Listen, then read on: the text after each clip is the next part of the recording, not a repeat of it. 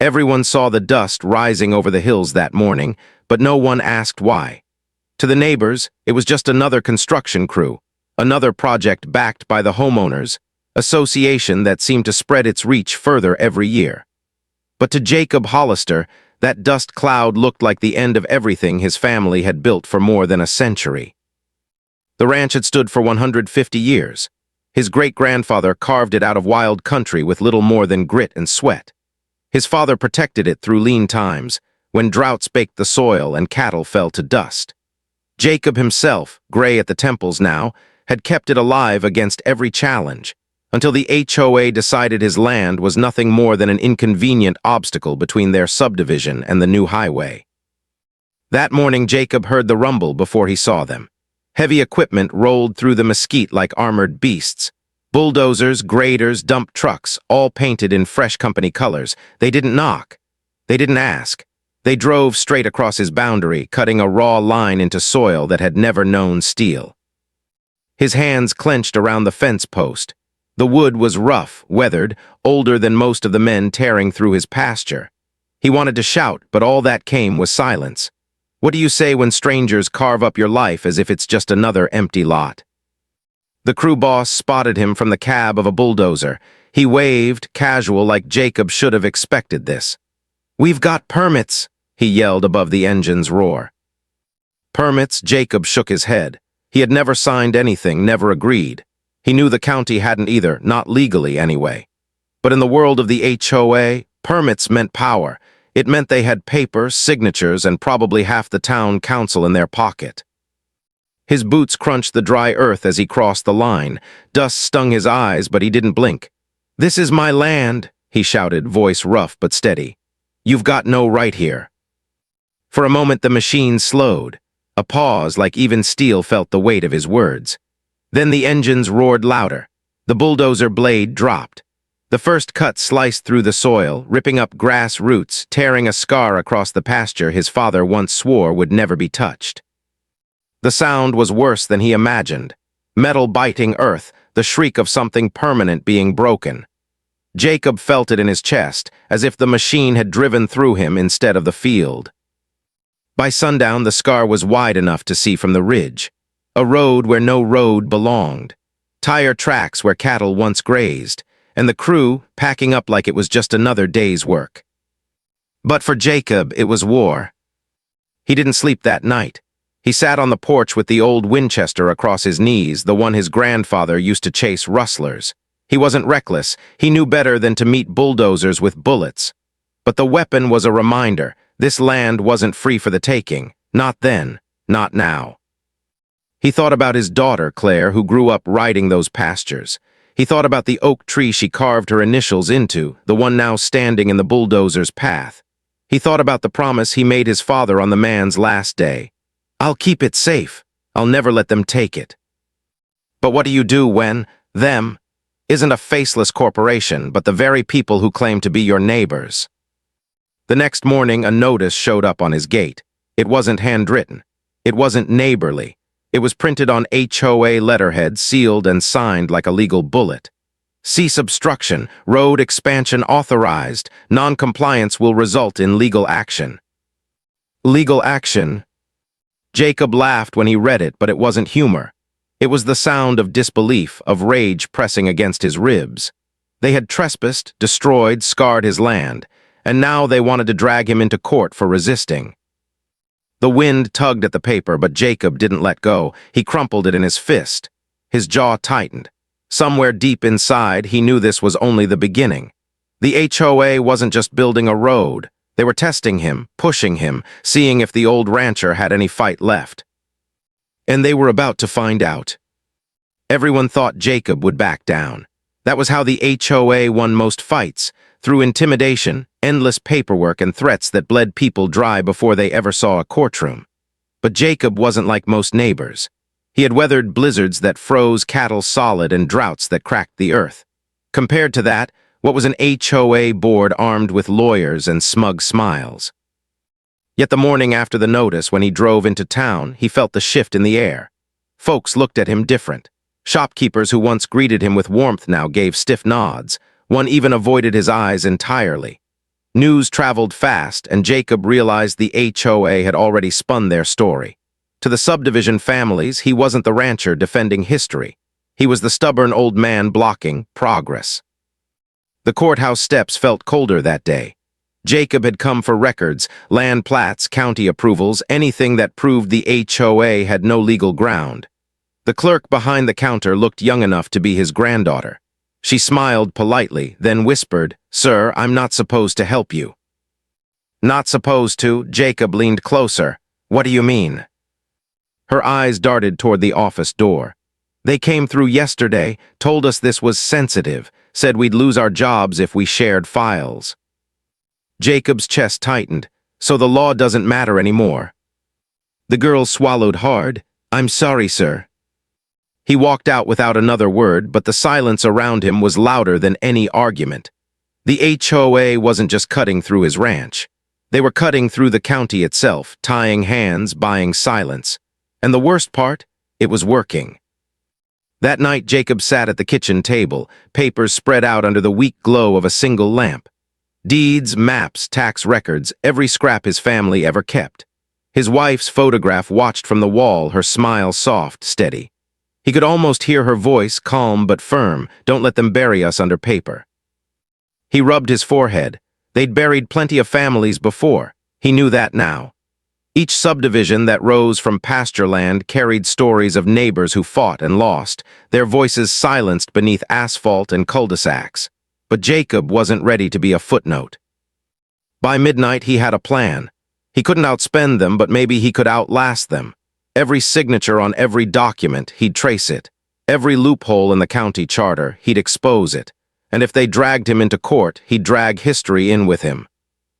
The next week, summons arrived. Court date set. Accusation, obstruction, trespass, damages. Jacob almost laughed again. They destroyed his pasture, ripped a scar through his land, and now they claimed he owed them for it. The first hearing was a spectacle. The HOA's lawyers arrived in polished suits, voices smooth as glass. They painted Jacob as unreasonable, hostile, even dangerous. "Your Honor," one said, "this man is standing in the way of progress. The community needs this road. Lives will be improved, property values will rise, and yet he insists on clinging to outdated notions of ownership."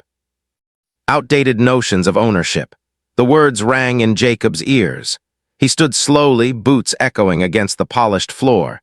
His hands trembled, not from fear, but from the weight of what he carried. "This ranch has been mine for 3 generations, he said, voice gravel but steady. "We didn't buy it off a plan. We built it with our backs. My father bled for it. My daughter grew up on it. And these people think they can bulldoze it because their houses need a shortcut? No, progress doesn't give you the right to steal."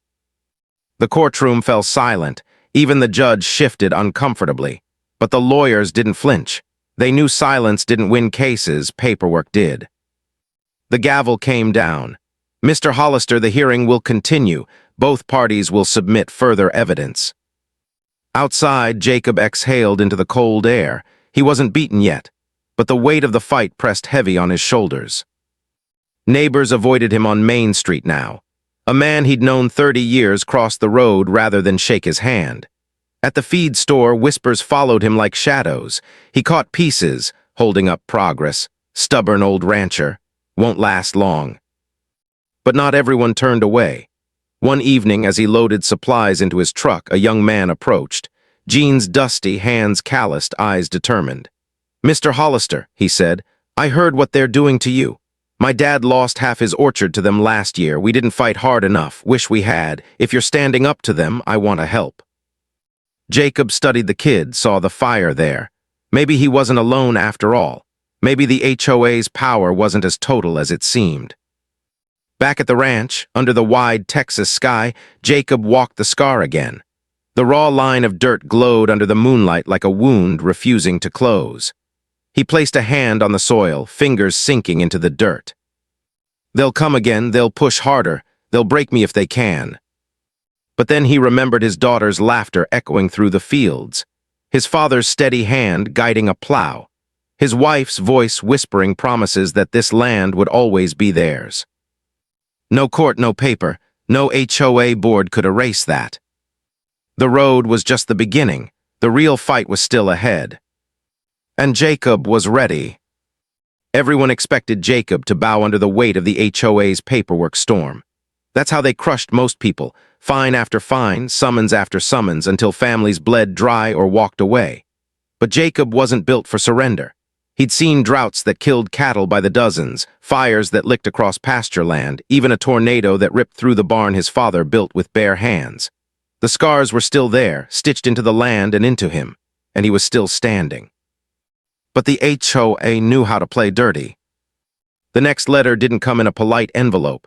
It was taped to his fence, big red letters across the top. Violation notice. The accusations sprawled down the page like a list of sins: unapproved fencing, unsafe livestock practices, unauthorized structures. Jacob laughed when he read it, but his laughter had no humor. Every line was a lie. They weren't fining him for real violations. They were inventing reasons to bury him. The fine, $500, payable within 10 days. He tossed the paper onto the kitchen table.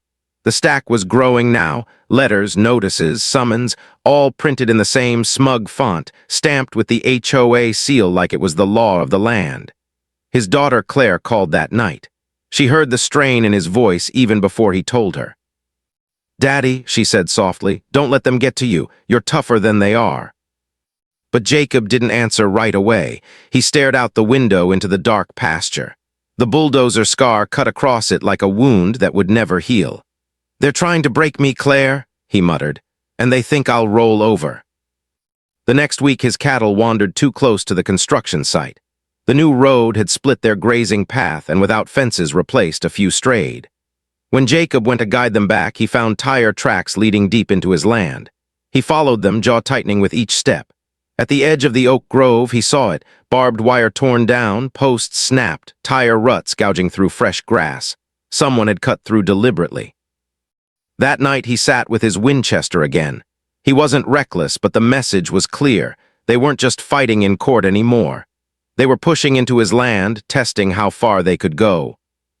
And the pressure didn't stop there. At the diner, whispers grew sharper. He overheard one couple muttering, "If he just gave in, we'd all be better off." The HOA had poisoned the well. They spread rumors that Jacob's ranch was a hazard, that his cattle carried disease, that his land was falling into neglect. Lies, all of them, but lies have a way of sticking when repeated loud enough. One evening, headlights swept across his ranch road. A black SUV stopped at the gate. Two men stepped out, suits too polished for country soil. They didn't bother to open the gate. One just leaned against it, hands in his pockets like he already owned the place. "Mr. Hollister," the taller one called, voice calm but edged with threat. "You're making this harder than it needs to be." Jacob didn't move from the porch. He stayed seated, rifle resting across his lap. "You're trespassing." The man smiled. "For now, but soon this won't be your gate to guard. You can fight us or you can sign. Either way, the road's coming through." The SUV's taillights glowed red as they drove off, dust swirling in their wake. Jacob sat there long after they'd gone, staring at the night. He knew bullies when he saw them, but these weren't the schoolyard kind. These were men with money, lawyers, and judges in their pockets. And still, he didn't break. Days bled into weeks.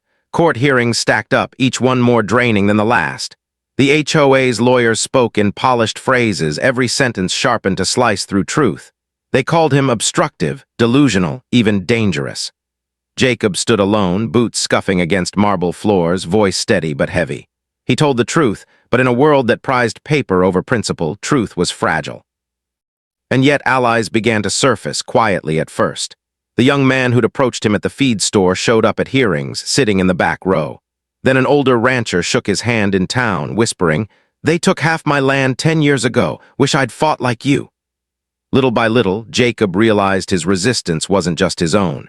He was carrying the weight of everyone who'd been steamrolled before him. Still, the cost grew higher. Fines stacked, court fees mounted. At night, exhaustion pressed against him like a weight he couldn't shake. He'd lie awake, staring at the ceiling, wondering how much longer he could hold out before they bled him dry. One evening, after another court session that left him feeling cornered, Jacob walked the ridge overlooking his pasture. The sun was low, setting the sky on fire. He traced the scar of the road with his eyes. It wasn't just dirt anymore. Gravel trucks had come through. The beginnings of pavement now sliced across his land, a black line of defiance against his will. He felt his chest tighten. Rage, helplessness, and something heavier, betrayal. His neighbors, his county, even some friends had turned their backs, all because an HOA decided his history was less valuable than convenience. But then he heard something, the sound of hooves. His cattle moving slow, steady across the field. They weren't panicked. They weren't broken. They just kept walking the same way they always had. And Jacob realized maybe that was the lesson. You keep moving even when the land changes beneath you. You keep fighting even when they call you stubborn, because giving up isn't in your blood. The HOA thought they were breaking one man. What they didn't see, what they refused to see, was that they had awakened something bigger, a fire that wouldn't go out. And Jacob wasn't about to let it die. Everyone thought the fight had reached its peak. Fines stacked high, hearings dragged long, threats whispered in the dark. Most men would have folded by now. Most families would have sold, cut their losses, and left the land to the bulldozers. But Jacob Hollister wasn't most men. He was stubborn in the way only a rancher could be, rooted deep, like the oak trees that lined his pasture. And the HOA knew it. The next letter didn't just demand money, it demanded surrender. Notice of condemnation, stamped in bold, the kind of paper that carried the weight of government behind it. The words burned Jacob's eyes as he read. The Hollister property is hereby subject to seizure for purposes of community improvement and road expansion. Seizure. The HOA wasn't just cutting through his land anymore. They were trying to take all of it. He stood on the porch, notice crumpled in his fist, heart hammering against his ribs. His father's voice echoed in his memory, gruff, certain. The land don't belong to you, son. You belong to the land. Protect it or you'll lose yourself with it. That night, Jacob didn't sleep.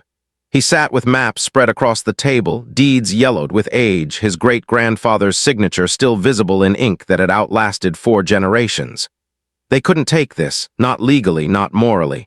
But the HOA wasn't playing fair. They never had. In the morning, he drove into town again, this time not for records, but for answers. He started with the county office, asking direct questions. Why had the HOA been given authority to condemn private property? Who signed off on the permits? Why hadn't he been notified before the bulldozers came? At first, he got shrugs, evasive answers, but Jacob had a way of staring straight through a man, the kind of look that made lies feel heavier than truth. Finally, a clerk leaned closer, voice low. Off the record, Mr. Hollister, the HOA isn't doing this alone. They've got ties to the county board. The road isn't just about convenience, it's about development. Big money. Development. It hit him like a punch. The road wasn't meant to stop at his ranch. It was a pipeline for profit, shopping centers, new subdivisions, investors drooling over land that had stood untouched for a century and a half. His ranch was the first domino. If it fell, the rest of the valley would follow. Jacob thanked the clerk, though his hands shook as he left. Rage burned hotter with every step. They weren't just stealing his land. They were selling out the entire county. That night, as he paced the porch, headlights swept up his drive again. Another SUV. But this time it wasn't Suits. It was Sheriff Leland, an old friend. He stepped out slow, hat in his hands. Jacob, he said quietly, I came to warn you. They're pushing hard. Word is they've got a judge lined up who'll sign the seizure order by month's end. Once it's signed, there's not much anyone can do. Jacob's throat tightened. So that's it. They buy the board, they buy the judge, and the rest of us just roll over. The sheriff's eyes flicked away. I didn't say that. I said once it's signed, it's hard. But until then, he hesitated, then met Jacob's eyes again. There's talk, paperwork moving fast, maybe too fast. If someone dug deep, they might find things weren't done by the book. Jacob caught the edge in his tone. Corruption, loopholes, maybe even crimes. After the sheriff drove off, Jacob sat in the dark, heart pounding. He knew what he had to do. He wasn't a lawyer. He wasn't a politician. But he had one thing they couldn't match, history. He had a family legacy written into every deed, every plat, every scrap of paper they were trying to bury. And if the HOA thought they could erase that with a rubber stamp, they had another thing coming. Over the next week, Jacob became a different man. No longer just the rancher clinging to his land, he was the investigator, the archivist, the fighter. He drove miles to county archives, pored over dusty records, chased signatures that didn't line up.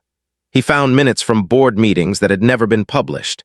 He found contracts signed before the HOA even claimed legal authority. Every discovery was a spark, and the fire inside him grew hotter. And with each spark, more people began to notice. The young man from the feed store returned, this time with 2 others.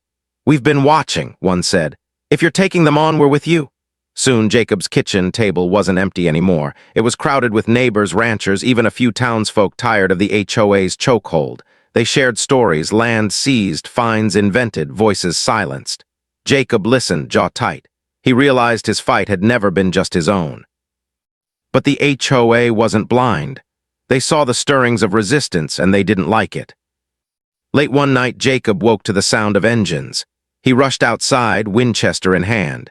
In the moonlight, he saw figures near the oak grove, the one with his daughter's initials carved deep in its bark. They weren't workers. They were vandals. Chainsaws roared, teeth flashing in the dark. They were cutting down the tree. "Hey," Jacob's voice boomed across the field. "You step 1 foot closer and I swear." The chainsaws went silent. The men froze. Then, without a word, they bolted, engines tearing into the night. Jacob stood there shaking, rifle steady, the oak still standing. But the message was clear. The HOA wasn't just coming with paper anymore. They were coming with blades. Jacob laid his hand against the oak's trunk.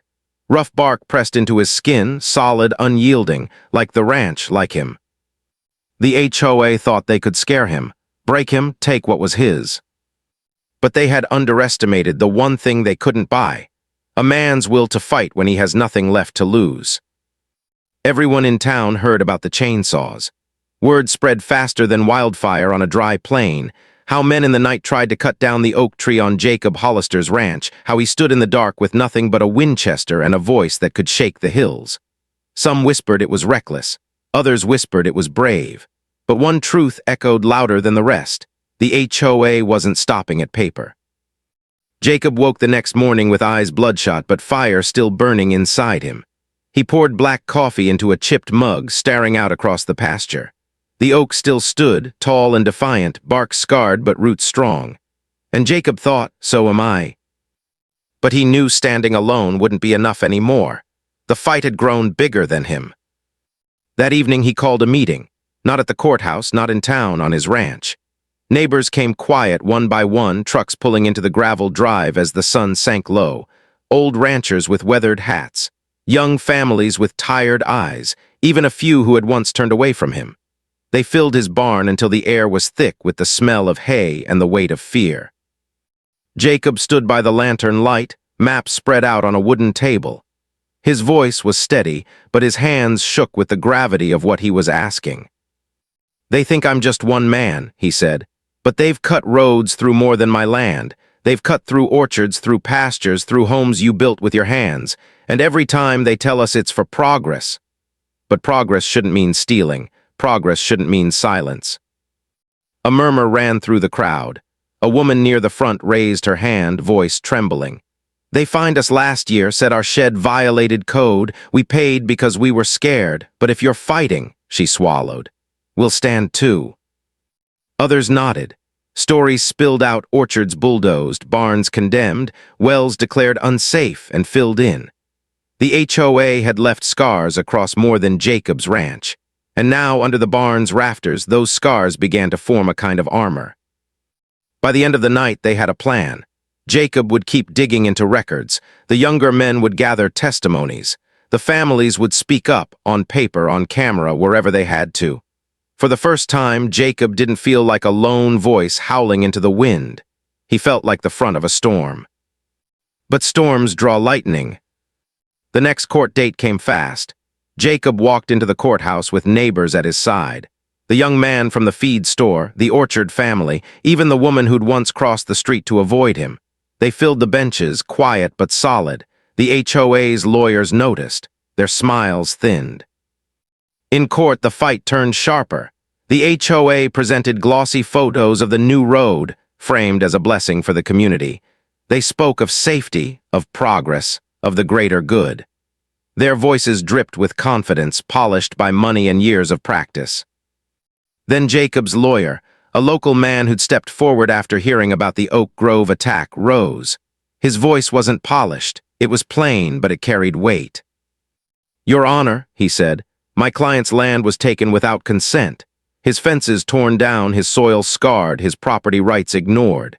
And the HOA now claims he should pay them damages. If this is progress, then progress has forgotten justice." The judge leaned back, eyes narrowed. For the first time, doubt flickered in that courtroom.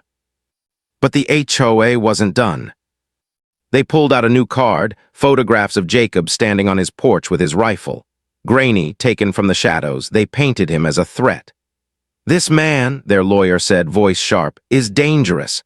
He brandishes firearms to intimidate workers. He obstructs lawful progress with threats of violence. He is not a protector of tradition. He is a menace." The room went still. All eyes turned to Jacob. He stood slowly. The bench creaked under the weight of his boots. His voice was low, but it carried to every corner of the room. "My grandfather held that rifle to guard this land from rustlers. My father held it when thieves came in the night. I hold it because men came to cut down the oak where my daughter carved her name. I never fired it. I never pointed it at a man. But I'll tell you this, if protecting my home makes me a menace, then maybe the law's forgotten what it's meant to stand for." The silence was heavy. Even the judge didn't speak for a moment. Then he cleared his throat, voice tight. "Order, this hearing will continue." Jacob sat down again, chest heavy but unbroken. He knew the HOA would twist every shadow, every photograph, every word. But he also knew something else. The tide was shifting. People in the courtroom saw the truth in his eyes. They saw a man standing where so many had fallen. Outside, the neighbors gathered around him, voices low but urgent. "They're scared," one whispered. "That's why they're pushing so hard." Jacob looked out across the courthouse lawn, the sun dipping behind rooftops. Maybe they were right. Maybe fear was the crack in the HOA's armor. But cracks don't matter if you stop swinging, and Jacob wasn't done swinging yet. That night back at the ranch, he walked the scar of the road again. Gravel crunched under his boots. He felt the weight of history pressing against him, 150 years of sweat, sacrifice, and silence. But silence had cost too much already. The HOA wanted him broken. Instead, they had given him a voice. And Jacob was just learning how loud it could be. The courtroom's air grew heavy as the trial stretched into its 6th day. What began as a simple civil hearing over property rights had turned into a spectacle that the entire county followed like a primetime drama. Every seat in the gallery was filled, neighbors whispering, reporters jotting down notes, even old ranch hands who had worked Henry's land decades earlier leaning forward in anticipation. At the center of it all sat Henry, shoulders squared, hat resting on the table beside him like a silent reminder of who he was. Across the aisle, the HOA president, Corinne Wallace, dabbed nervously at her forehead with a tissue. Her confidence, once so unshakable, was cracking. The HOA's lawyer had thrown everything at Henry. Claims of obstruction, accusations of noncompliance, even suggesting he endangered community progress. Each time, Henry's attorney, a sharp-eyed local woman named Claire Benton, shredded their arguments with precision. Claire wasn't just fighting with legal codes, she was fighting with history. She brought in survey maps dating back to the 1800s. She called on elderly witnesses who recalled cattle drives crossing the same pastures Henry still worked.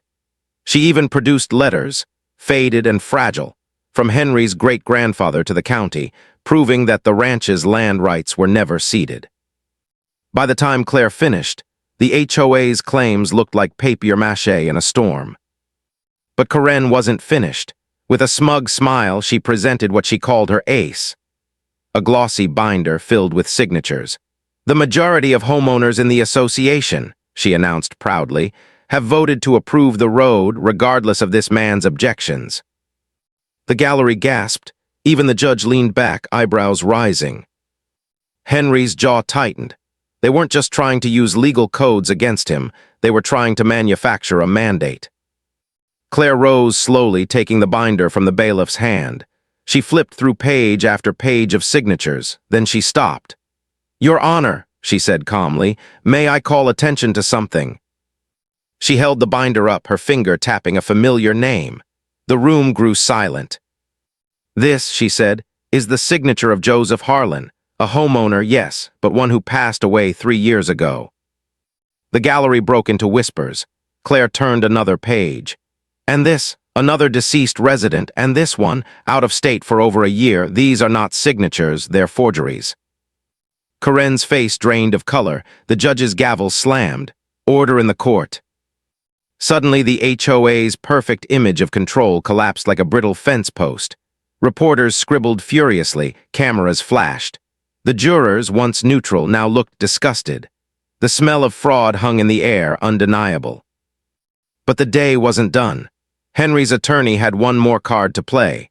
She approached the evidence table, lifting a rolled blueprint. With a dramatic flick, she spread it across the bench. "This," she announced, "is the engineering report for the road project. It was never meant to serve the community.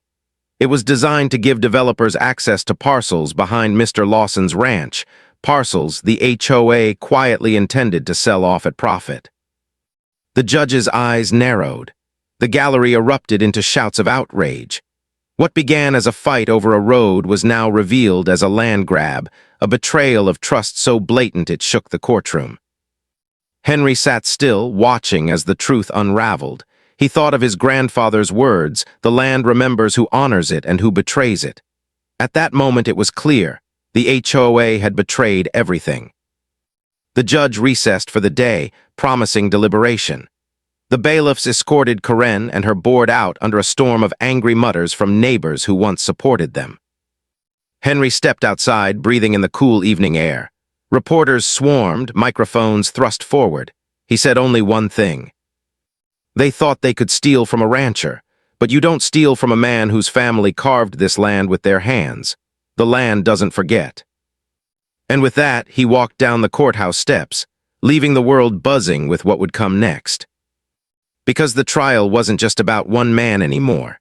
It was about every homeowner who had ever been pushed, bullied, or robbed by people who thought power was theirs to wield unchecked. And the verdict was coming. The courtroom was colder than the winter winds that swept through the open plains of his ranch. John sat at the defendant's table, shoulders squared, boots planted firm on the polished wood floor. He didn't dress like the lawyers around him in their stiff suits and polished ties. He wore what he always wore, denim, a weathered jacket, and the hat that had shaded him from sun and storm alike. He didn't need to change his skin to defend his home. On the other side, the HOA's lawyers whispered like snakes in tall grass. Their lead counsel was a man with slick hair and a smirk that made John's knuckles tighten. He represented everything that had been eating away at the country for years. Greed dressed up as order, arrogance hidden behind bylaws. The judge entered, the room stood, and as silence fell, the trial began. The HOA's lawyer opened first. He spoke with the confidence of someone who had never planted a seed, never fixed a fence in the dead of night, never seen the sunrise after a storm. He painted John as an obstacle, a stubborn old relic standing in the way of community development. He held up papers, diagrams, and aerial maps as if cold lines on a page carried more weight than 150 years of blood, sweat, and family buried beneath the ranch soil. "Ladies and gentlemen," the lawyer said, voice oily and smug, "this man has repeatedly resisted lawful improvement of his property. He has ignored the association's authority. He has endangered safety. He must be held accountable." Every word landed heavy, but John didn't flinch. His eyes never left the man. When it was his turn, John rose slowly, hat in hand. The courtroom expected him to stumble over his words, to speak like some out-of-place rancher, unpolished and easy to dismiss. But when his voice broke the silence, it carried weight like rolling thunder. "This land," he began, "is not just mine. It's a history. My great-grandfather built the first fence post here with his bare hands. My father bled here, raising cattle through drought and storms. My mother's tears watered this ground when we buried her on the hillside, and every one of them is watching now as strangers stand in this courtroom and claim they own a piece of it." The room leaned in. Even the judge adjusted in his seat. John didn't have lawyers to dress his words in silk. He had only truth, and truth doesn't need polish. He spoke about the land, about how the HOA had trespassed, how they had cut roads without consent, and how they had twisted the law to make theft look like authority. "They call it progress," he said, eyes burning, "but progress built on theft is just another kind of war." A murmur rippled through the gallery. The HOA's lawyer objected, claiming John was appealing to emotion, not law, but the judge let him continue. And John did. He told them about the road, how men with machines had come uninvited, tearing through fields where his cattle grazed. How they had stood in his kitchen, waving documents in his face, claiming the power to dictate what happened on land they had never worked a day in their lives. He ended with words that settled like stone. "You can take everything from a man, his sleep, his money, even his peace, but you cannot take his land when it is part of his soul, and this ranch is my soul." The courtroom went still. But the HOA's side wasn't done. Their witnesses took the stand. They paraded engineers, board members, and so-called community leaders. Each painted John as unreasonable, hostile, a danger to order. They waved bylaws and contracts like weapons, hoping the jury would see only ink on paper, not the dirt under John's fingernails. By the time they were finished, it looked like John was the outlaw, not the victim. And yet something shifted. One witness, a younger HOA member, stumbled under cross-examination. John's single-hired lawyer, a sharp woman with fire in her eyes, pressed him. Under pressure, the truth slipped out. The HOA had overstepped. They hadn't followed proper procedures. They had acted first, justified later. Gasps filled the courtroom. The HOA's lawyer jumped to his feet, objecting, scrambling to cover the crack in their armor. But the seed was planted. Doubt spread through the jury like wildfire. John sat quietly, watching, knowing the tide was turning. Still, the battle wasn't over. The HOA had money, they had power, they had friends in high places, and John knew, just like out on the range, one wrong move could cost everything. The judge called for recess. As the gavel struck, John stood, breathing deep. The air was heavy, but hope lingered. For the first time in months, he could feel it, like the scent of rain carried on the wind. But outside the courthouse doors, another storm was already waiting. When the gavel came down, it didn't echo just in that small courtroom. It rolled like thunder across the county, across the headlines, across the smug faces of those who had thought the old rancher would bend. The judge's ruling was clear, sharp, and devastating for the HOA. Their claim of eminent domain was fraudulent. Their attempt to seize his land was illegal. Their harassment, their fines, their road carved through private property, all of it collapsed under the weight of truth. For once, justice wasn't slow, it was swift. The HOA president sat pale in her chair, her eyes darting to the attorneys who had promised her victory. But now those same attorneys avoided her gaze, stuffing papers into briefcases, desperate to vanish before the press swarmed. And the rancher, he didn't gloat, he didn't smile. He just stood, shoulders square, hat in his hand, and looked at the judge like a man who had waited far too long for someone to remember the meaning of fairness. The courtroom murmured with whispers, neighbors, reporters, strangers who had followed the battle from the sidelines. To them, he wasn't just a landowner. He was a symbol of defiance in a world where HOAs thought they could bulldoze anything in their path. The judge went further than expected. Not only was the HOA stripped of their claim to his land, but they were also ordered to pay damages, massive damages, enough to bankrupt their association, enough to see their clubhouse seized and their assets liquidated. In one ruling, the tables turned. When he walked out of that courthouse, the sun was breaking through the clouds, and waiting outside was a small crowd. Ranchers from the county. Homeowners who had fought their own quiet battles against overreaching boards. Even young families who simply wanted to say, "Thank you." He tipped his hat. "I didn't fight this for me," he told them. "I fought it for every one of us, because if we let them take an inch, they'll take the whole pasture." That line would be quoted in the papers the next morning. It would be replayed on local news. It would echo in community meetings across the state. But the story didn't end with the verdict. Because the HOA board members who had schemed so arrogantly weren't just humiliated, they were investigated. Their finances, their records, their connections to developers. And what surfaced wasn't just a bad decision. It was corruption, backdoor deals, kickbacks. A plan to flip Ranchland into commercial plots, lining their own pockets while pretending to enforce community values. The sheriff's office got involved. State authorities, too. One by one, the very people who had tried to bury the rancher under lawsuits found themselves the ones answering to law enforcement. And the road they had cut through his land? It didn't last. Bulldozers returned, this time under the county's orders, to tear up the asphalt, to replant grass, to restore what never should have been touched. Watching from his porch, the rancher felt no triumph, just relief. The land would heal, the scars would fade, and the story would live on. By the end of that year, the HOA no longer existed. Its clubhouse? Sold at auction. And who bought it? Not the rancher. He had no use for it. But a group of families from the same subdivision did, families tired of tyranny, eager to turn the building into something better. A library, a community center, a place for kids instead of petty rules.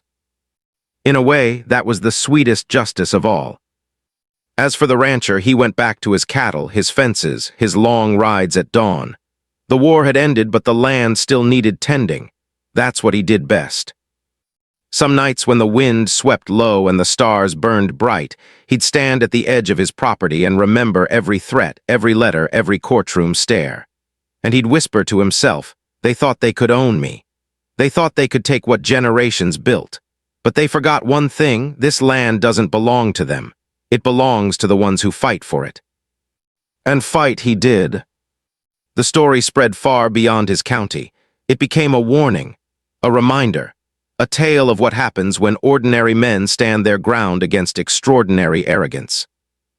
Neighbors still drive past his ranch today and point to the hills, telling their kids, "That's where the HOA tried to break a man, and that's where they learned some roots run too deep to be pulled." So the legend of the rancher lives on. Not in courts, not in headlines, but in the soil he defended, in the freedom he preserved, and in the silence of a land that will never again be carved without a fight. And for anyone who dares to forget, well, they only need to ask the question whispered across that county still. Remember what happened when they tried to cut a road through his ranch. Because everyone knows the answer. And it still chills the ones who thought they could win. You've heard this confession, now wait until you hear the next one.